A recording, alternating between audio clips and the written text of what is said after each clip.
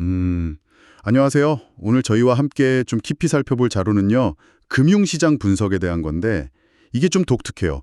맥스웰 볼츠만 분포랑 순환매, 이 두 가지 개념을 쓰는 겁니다. 네, 그렇죠. 약간 통계 물리학이랑 자금 흐름 분석을 이렇게 딱 결합해서 네네, 시장의 어떤 이상 징후를 잡고 또 다음엔 돈이 어디로 갈까 예측해 보려는 그런 시도인데 상당히 흥미롭더라고요. 맞습니다. 여러분이 보내주신 자료들을 바탕으로요. 이 분석법들의 핵심 원리가 대체 뭔지 그리고 이제 이걸 실제로 어떻게 활용하는지 그 단계별로 한번 짚어볼까 합니다. 네, 좋습니다.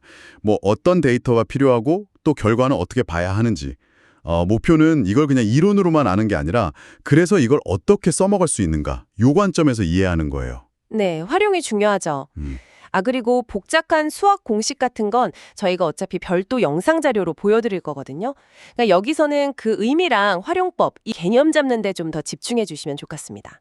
자, 그럼 한번 시작해 볼까요? 네, 이 분석법들의 매력이라고 한다면 역시 시장을 좀 다른 각도에서 보게 한다는 점인 것 같아요. 그 맥스웰 볼츠만 분포는 뭐랄까 가격이나 거래량 같은 데이터들이 평균 주변에 얼마나 이렇게 모여 있는지 분포력을 보는 거군요. 네. 그리고 또 얼마나 극단적으로 막 흩어져 있는지. 이걸 통해서 시장의 열기라고 해야 할까요? 아니면 안정성? 뭐 이런 걸 측정하려는 시도거든요. 평균에서 아주 멀리 떨어진 값들, 그 꼬리, 테일 부분이 나타나는지 이걸 계속 보는 거죠. 꼬리. 네. 그리고 이제 동시에 순환매 분철은 돈의 흐름을 추적하는 거예요. 그러니까 특정 분야 섹터에서 자금이 이렇게 빠져나오면 다음엔 어디로 갈 가능성이 높을까? 이걸 확률적으로 따라가는 방법입니다. 그럼 그 맥스웰 볼츠만 분석부터 좀 더 자세히 보죠. 이게 그냥 단순히 시장이 좀 이상한데 이 정도 신호만 주는 건가요? 아니면 뭐랄까 그 강도 같은 것도 알려주나요? 예를 들어서 이게 그냥 살짝 불안한 정도인지 아니면 정말 큰 변동성이 오기 직전인지 이런 구분이 가능할까요? 그거 좋은 질문이신데요. 단순히 이상하다. 그 이상을 알려줍니다. 데이터가 평균, 그러니까 뮤에서 표준 편차, 시그마 기준으로 얼마나 벗어났는지 이걸 보는데요. 네네.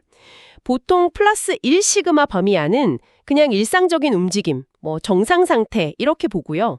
근데 플러스 2 시그마를 넘어가기 시작하면 이거 좀 경계해야겠는데 하는 수준이고요. 경계 수준. 네. 그러다가 플러스 3 시그마 이상으로 아주 크게 벗어난 그런 꼬리가 나타나면 이건 통계적으로 진짜 드문 일이거든요.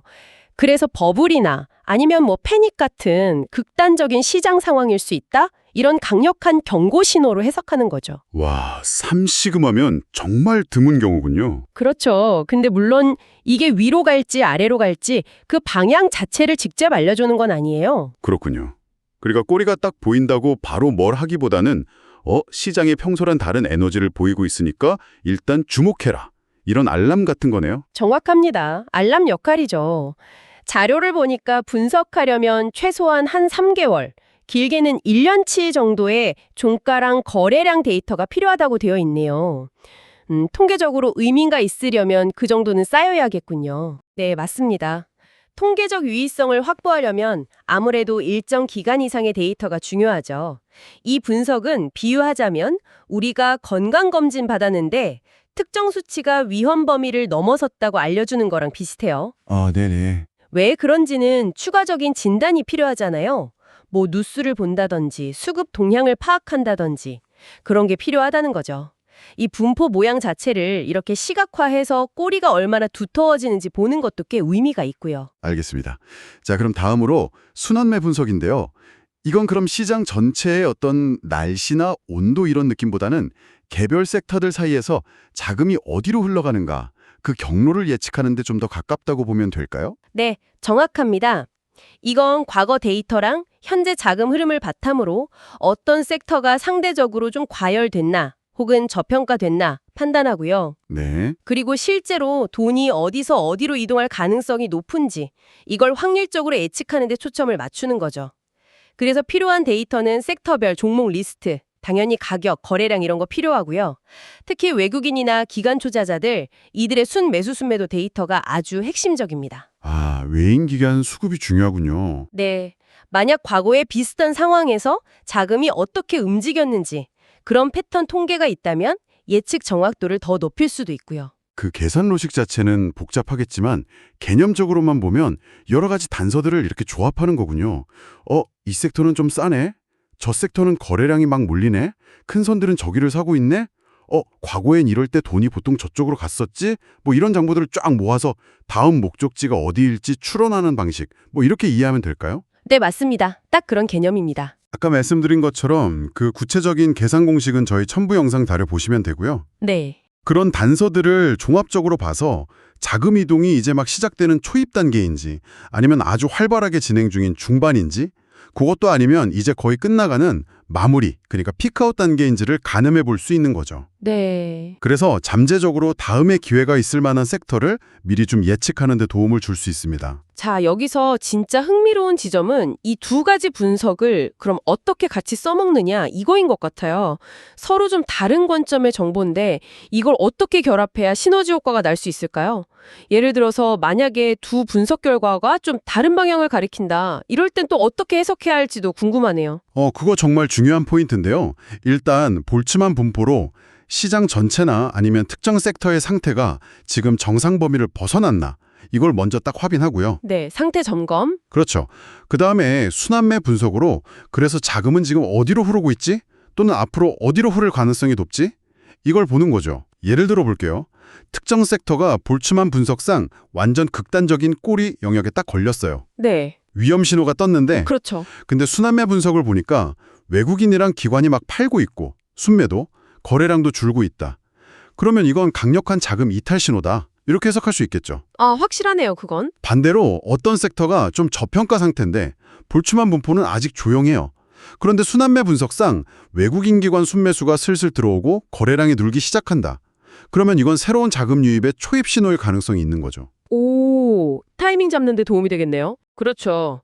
만약에 두 신호가 좀 엇갈린다. 예를 들어 시장 전체는 조용한데 볼츠만 정상, 특정 섹터로만 돈이 막 몰려요. 순환매. 그러면 이건 좀 국지적인 변화일 수 있고요. 반대로 시장 전체는 막 요동치면데 볼츠만 꼬리, 자금 흐름은 아직 방향을 못 잡았다. 그러면 시장 전체 리스크는 커졌는데 아직 돈은 어디로 갈지 모르는 상태. 뭐 이렇게 볼 수 있겠죠. 그래서 종합적인 판단이 중요합니다. 와, 오늘 이렇게 살펴본 맥스웰 볼츠만 분포랑 순환매 분석. 이게 확실히 시장을 그냥 보는 게 아니라 좀 더 깊이 이해하게 도와주는 도구들이네요. 단순히 가격 오르내리는 것만 보는 게 아니라 그 뒤에 숨어있는 데이터의 분포 패턴이라든지 실제 돈의 흐름까지 보려고 하는 시도니까요. 네. 근데 여기서 진짜 핵심은 이게 뭐 미래를 딱 맞추는 수정구슬 이런 게 절대 아니라는 점이에요. 아, 그렇죠. 예측은 예측일 뿐이니까. 네. 어디까지나 가능성을 높여주는 나침반 같은 역할이죠. 통계적인 근거를 바탕으로 확률적으로 좀 더 가능성이 높은 시나리오를 보여주고 여러분이 최종적으로 투자 결정을 내릴 때 중요한 참고자료가 되어주는 겁니다. 비유하자면 놀이공원에 갔는데 유난히 줄이 긴 놀이기구가 있어요. 볼츠만 꼬리. 네. 그래서 저기서 나온 사람들은 다음에 어디로 제일 많이 가나? 순환매. 이렇게 살펴보는 거랑 좀 비슷하다고 할 수 있겠네요. 아, 그 비유 좋네요. 이해가 확 됩니다. 그렇다면 오늘 저희가 여러분께 던져볼 질문은 바로 이겁니다. 오늘 저희가 이야기 나눈 이 두 가지 분석 도구, 맥스웰 볼츠만과 순환매 분석을요, 여러분이 이미 사용하고 계시는 어떤 투자 전략이나 다른 기술적 분석 또는 기본적 분석 방법들과 어떻게 한번 결합해 볼 수 있을까? 그래서 어떻게 더 나은 의사결정을 내리는데 활용할 수 있을까? 그 시너지 포인트를 한번 고민해 보시면 어떨까 싶습니다.